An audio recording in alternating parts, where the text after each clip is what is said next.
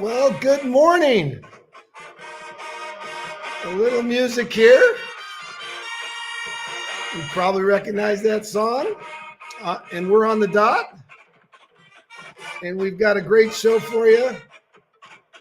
And the reason I'm playing that song is because my special guest is a fellow Stanford alumni and an amazing author. You can see her background here, her book, Dr. Trina Wiggins' book, The Sugar Seduction. And I am so grateful and honored to have her on the show this morning, or actually this afternoon here, but morning in the on the West Coast, and wherever you are listening live on LinkedIn and Twitter and Twitch and Facebook and YouTube. So, but before we get started, I always like to wish some of my friends happy birthday. And I want to do that right now. I want to wish happy birthday to Coach O. He's been on the show. He's in Cleveland, Ohio. Coach Randy Oski. Happy birthday, Coach O. Hope to have you back on. I want to wish happy birthday to my good friend and head coach, Travis Rundle, who is a head coach here in North America, football coach.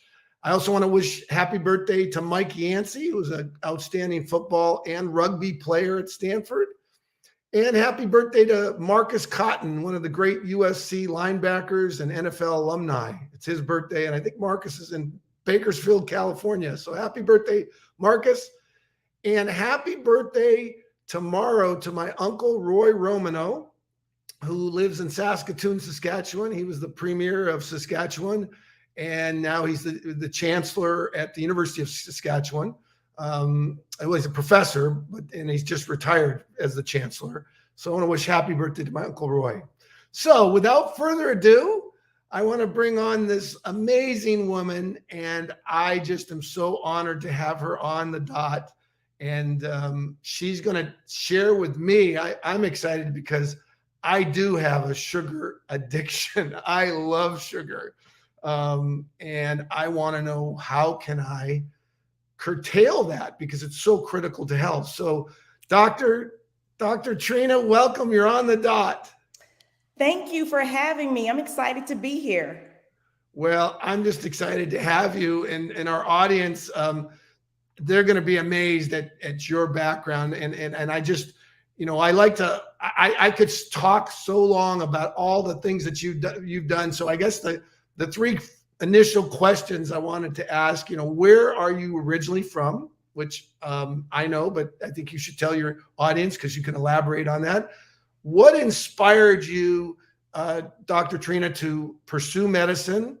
And tell me, when you talk about that, tell me what your life has been like after Stanford, and what are you doing? So there you go. Because where have you been? Your past, and how has that inspired you to write this amazing book? Well, sure. So I was actually born in San Francisco, and at a Stanford affiliated hospital by the name of Presbyterian Hospital. And I did not know it was affiliated with Stanford until 10 years ago. I happened to see it when I had a 50th birthday party, and my mom sent me a lot of baby pictures, and it said Stanford affiliated hospital. I'm like, that's interesting. I was raised in Oakland, and I'm the oldest of 3 children. I was inspired to pursue a career in medicine because my dad had a terminal illness. And I witnessed my mother's relentless pursuit in finding food as medicine to cure my dad. She would juice vegetables, fruits, and she even grew and juiced wheatgrass. So she planted the seeds of health and wellness in me at a young age. Fast forward, when I went to high school during career week, I had the opportunity to shadow a neurosurgeon. And I even got a chance to watch brain surgery. And that experience piqued my interest even more. Now, once arriving at Stanford, I decided to major in human biology. I also became a member of the Stanford Black Pre-Med organization, which was instrumental in helping me get accepted to medical school. And I don't know if you know Dr. Woodrow Myers. He was my resident fellow at Ujima. And he also was instrumental in helping me in my journey to becoming a doctor. And what I always found was that stayed with me. He said, Trina, you learn, you earn, and you return. So basically what that means is that as a young person, we're learning. And then when you reach your middle years, you are earning, you earn a living. And now at this time in my life, it's time to return and give back to society. So in my return phase, I've been giving Facebook Live talks on Tuesday mornings, educating people on various health topics. And I have written 2 books. The first book was KISS, Keep It Short and Simple for a Healthy, Sustainable Lifestyle. And my most recent book, The Sugar Seduction. Now, one other thing I want to mention, while at Stanford, I was on the women's gymnastics team. And just 2 years ago, I found out that I was the first African-American female gymnast to compete for Stanford. Now, after graduating from Stanford, I attended Washington University School of Medicine and did my internship and residency in pediatrics at Cardinal Glennon Children's Hospital in St. Louis. And it was in St. Louis where I met my husband. He is an OBGYN, and we have twin boys who recently graduated from Stanford in 2017, and they were both on the Stanford men's basketball team. I also currently compete in fitness competitions, dance competitions, and I'm slated to do the Senior Olympics here in Nevada this coming fall. And my last show in fitness was in March of this year. So that's me in a nutshell. Well, I have to brag about you, Dr. Trina, because when you mentioned you do fitness shows, I mean, you started in 2003 and you were Miss Fitness for Nevada. And since that time, since 2003, you are winning and competing, and just, it's amazing. And I, all the way up to, I'm just looking here, the AA Natural Universe Body and Building Fitness Competition. What are those? What has that been like? So yeah, how this all started, it was back in 2003. My sister was visiting Las Vegas, trying to find a venue for her wedding. So the last stop was the Rio Resort and Casino. The wedding planner was running late. So my sister noticed on the big marquee, it said Miss Fitness USA. And we're like, what is that? Since she was running late, we decided to go pop over and see what that was all about. So we really saw young women doing gymnastics like floor routines. Okay. And I said, oh, this is interesting. You had to give a speech, a 2 minutes, not 2 minute, but at least a minute speech talking about what fitness means to you, or how it has impacted your life. And you had to do a swimsuit with and do a 2 minute fitness routine that encompassed strength, flexibility, and dance. So she challenged me right on the spot. I bet you can do this. So fast forward a year later, I started doing the fitness competitions, and it's been 19 years, and I still enjoy them. It gives me purpose, and recently it gives me a reason to motivate people, and people are actually inspired when they see my routine. So today it's a win-win. I can keep in shape and inspire others to get into shape. And all those contestants need your book because they have people they know that struggle with the sugar addiction, like myself.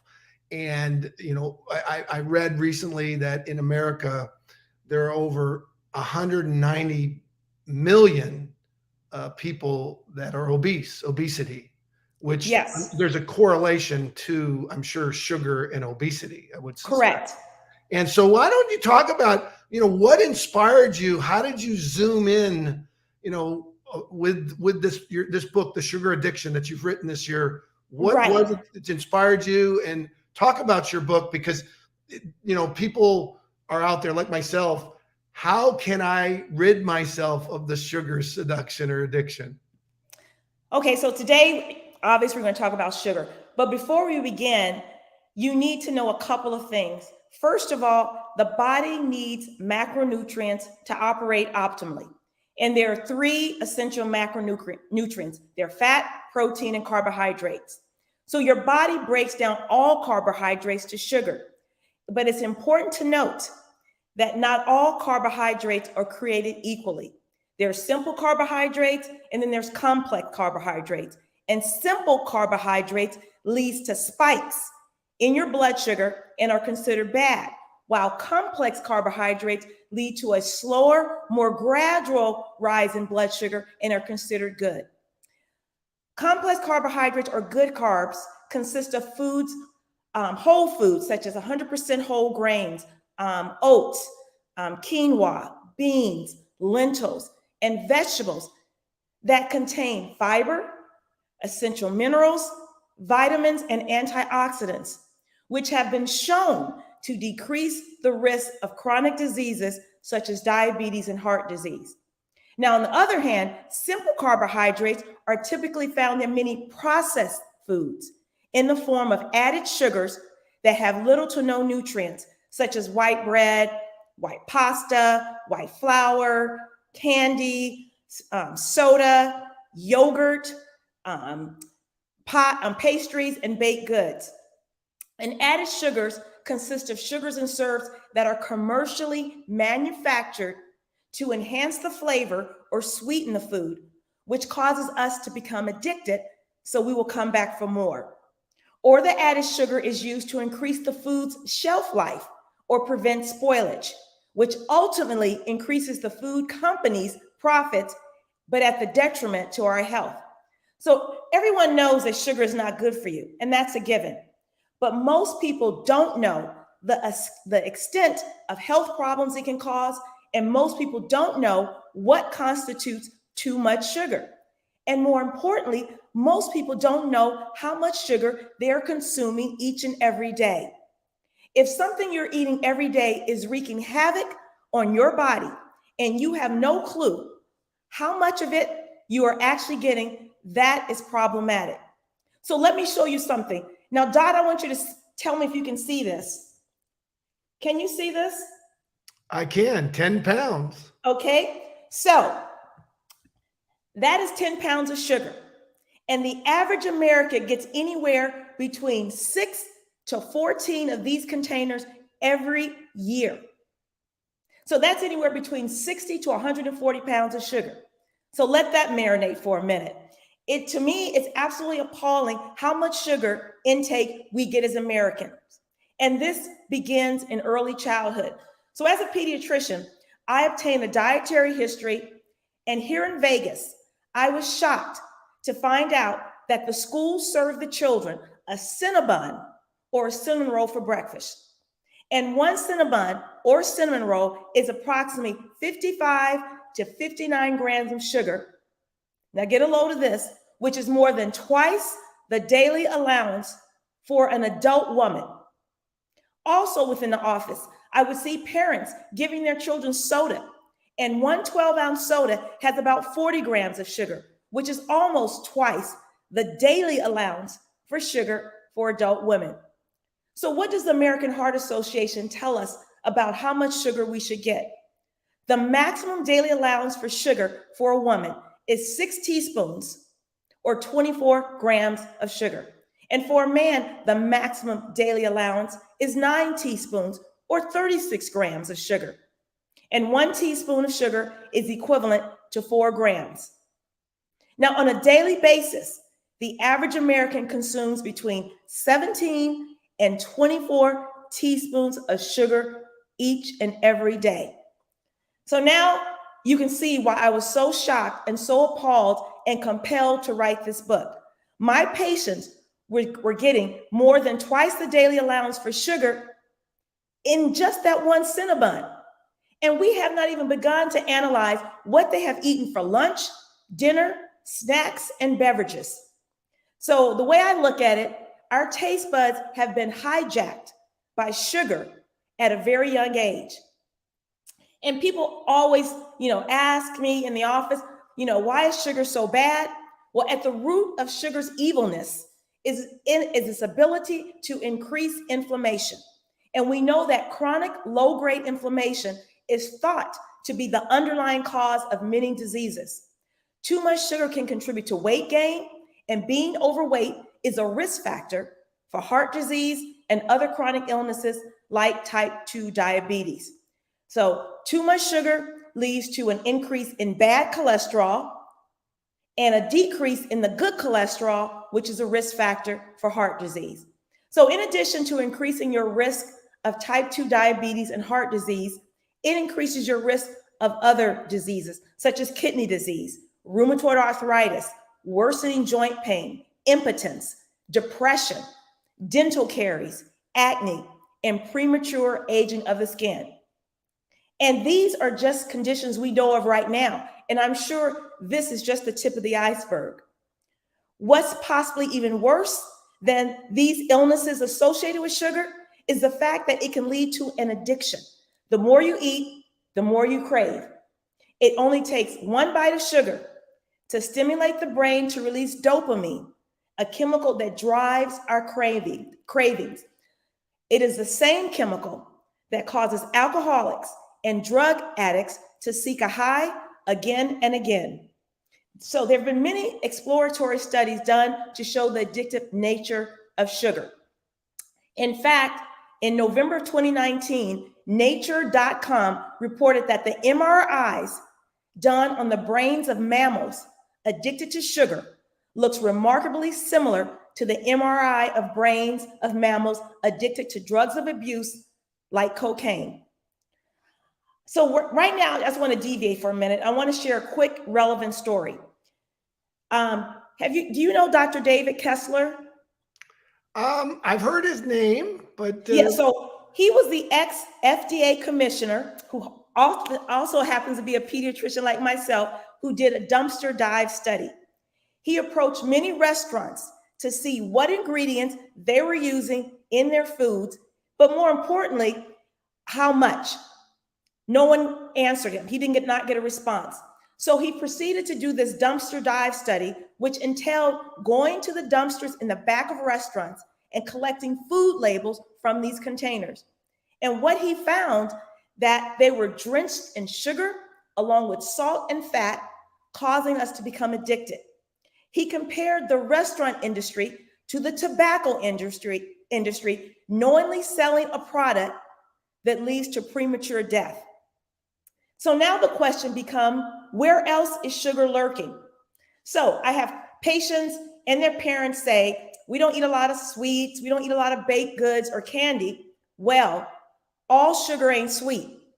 We know the obvious places that sugar is found in, like sodas, cakes and candies and donuts and pies. But what about other foods where sugar is lurking? Sugar can be found in salad dressings, tomato sauce, crackers, soups, barbecue sauce, ketchup, spaghetti sauce, sports flavored drinks, flavored coffees and iced teas, protein and cereal bars, breakfast cereals, granola, and as I mentioned before, yogurt is a big offender, and canned baked beans. The University of California, San Francisco reported that manufacturers add sugar to 74% of packaged foods sold in grocery stores.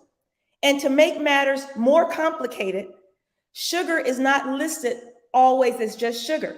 Instead, manufacturers have created a host of sugar aliases.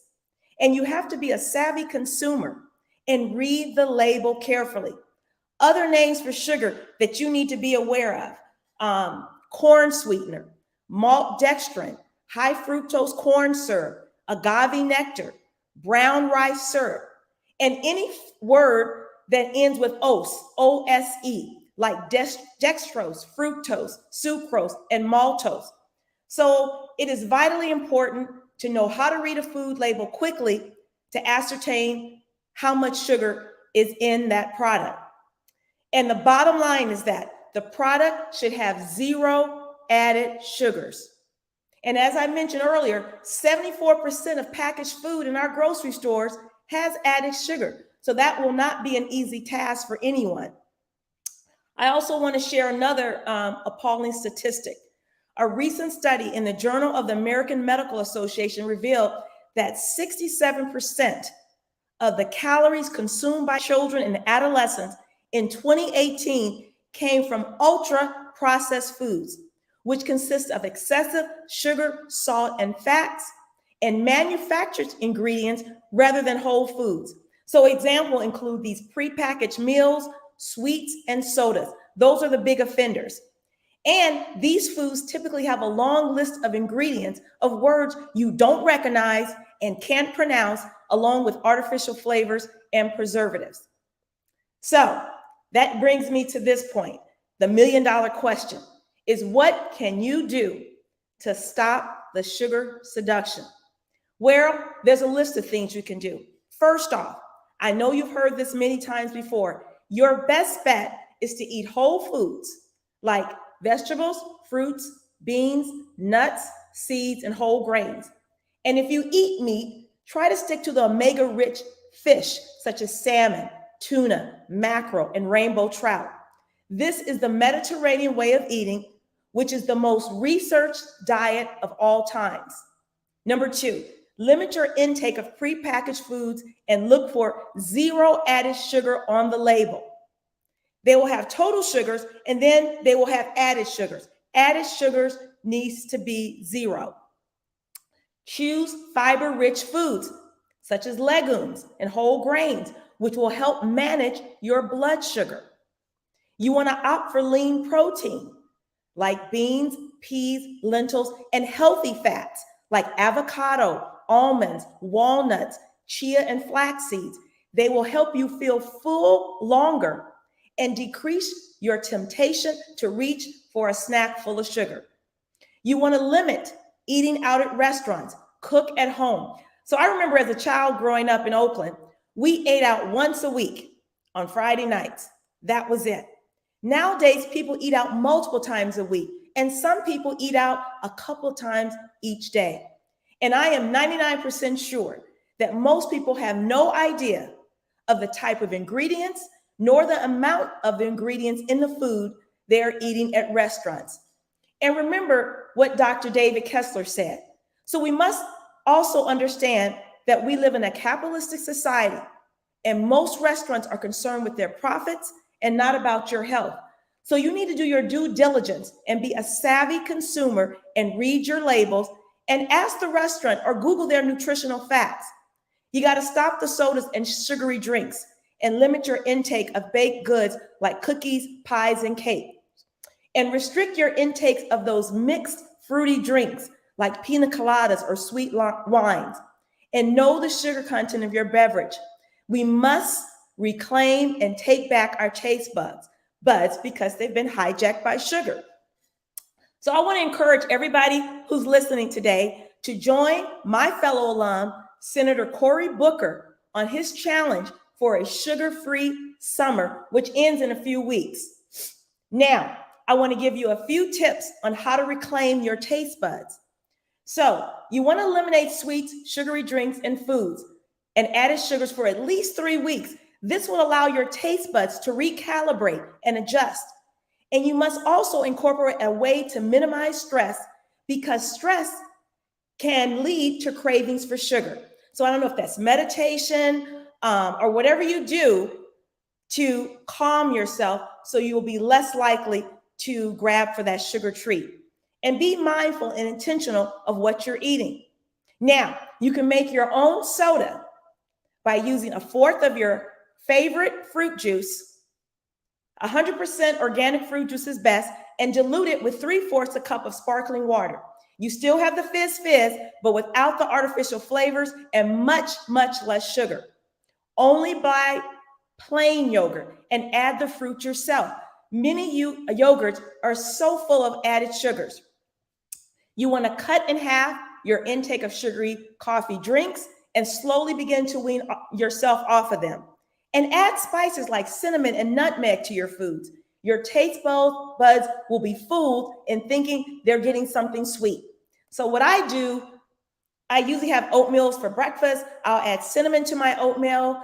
To prepare my oatmeal, I'll put it in an Instapot, cut up an apple, a pear, or a banana, along with the cinnamon and nutmeg. It comes out creamy and delicious, eliminating the need for sugar. So those are some of the tips that I use. So to end, I want to end with my sugar mnemonic, which hopefully you can remember to stop this sugar seduction. So S, what does S stand for? S is for stop eating foods with added sugar. Okay, the food label should read 0 added sugar. So be a savvy consumer. U is for unprocessed foods. Unprocessed food is your best bet. As I mentioned before, like fruits and vegetables, nuts, seeds, whole grains, beans, and lentils. G, what does G stand for? G is for go green. Go eat your green leafy vegetables. Not only can you eat them, but you can actually, I make a wonderful smoothie each morning with fruits and vegetables. Okay, and I use anywhere from kale to spinach to bok choy to beet green leaves. So you can do that for us in your smoothie. A is for apple. Remember your mom used to say, eat an apple a day, it keeps the doctor away. Well, there's some truth to that. An apple is great because it's available year-round in most grocery stores. It has a good source of fiber, along with being sweet, and it can stop that sugar craving. But you must eat the apple in its entirety, including the skin. An apple is loaded with nutrients such as fiber, vitamin C, and a multitude of antioxidants. And finally, R. R is for reduce the amount of times you dine out, because you really don't know what's in your food. Okay? Be a savvy consumer. R is for read your food labels and know the nutritional facts before going out to the restaurant. R is also for reprogram your taste buds. Remember, it takes on average 3 to 4 weeks to make a change for you, so your taste buds will be adjusted to something different. R is for remove the tempting foods from your surroundings. And lastly, R is for revamp your pantry. And to revamp your pantry, check out my pantry makeover in my book, KISS. Keep it short and simple for a healthy, sustainable lifestyle. I have an extensive pantry makeover that's, you can just swap out your things and add some of the things that I suggest. So that's my spiel. Wow. Well, I'm so excited because we're recording this and I can watch it over and over again. Like that movie, Groundhog Day. I'm just going to watch this and just get it into my brain, because what you just shared is so much wonderful information. And I want to thank you, Dr. Trina, for making the Sugar Seduction so affordable. Again, you can go to Dr. Trina's website there and order the Sugar Seduction at opt2befit.com. And you can also get your other book that you mentioned, and I'm going to get that as well. But thank you for making it affordable to everyone around the world. I mean, you can read it right on your phone, because you can download it on a Kindle. And the price, I was amazed at how low the price was. It's the most affordable, powerful book I've ever seen. So thank you so much, Dr. Trina. And as you know, you get the last word on the dot. And, if we follow your suggestions and the things that you can help, that can help our health, obviously we're going to live a longer life, and we're going to, expand the longevity of lives in America. Because I'd heard, and I don't know if it's correct, but the longevity of people, it's been declining. That death has been increasing. Correct? Yes. So that brings me to my final thought. Yeah. So, and what does the future look like if we continue along this path? So Dr. Trina, thank you so much. And you get the last word. And I guess the last thing I want to say is go Cardinal, and we'll hopefully see you at the USC Stanford game on September 10th. Absolutely. So I want to end with this. Dr. Robert Lustig, a professor of pediatric medicine at the University of California, San Francisco, warns that children today are expected to live shorter lives than their parents if this trend continues. The CDC predicts that by 2050, 1 in 3 people will have type 2 diabetes if the current trend continues. The CDC, the American Heart Association, and the World Health Organization all give guidelines on how much sugar we should consume. But the food industry does not adhere to these guidelines whatsoever. In fact, they are off the charts in a bad way, and they need to be held accountable. So in my book, The Sugar Seduction, it looks at many of the common chain restaurants and gives you the best and worst options when it comes to sugar. So it's a handy tool when dining out so that you know what foods you should absolutely avoid.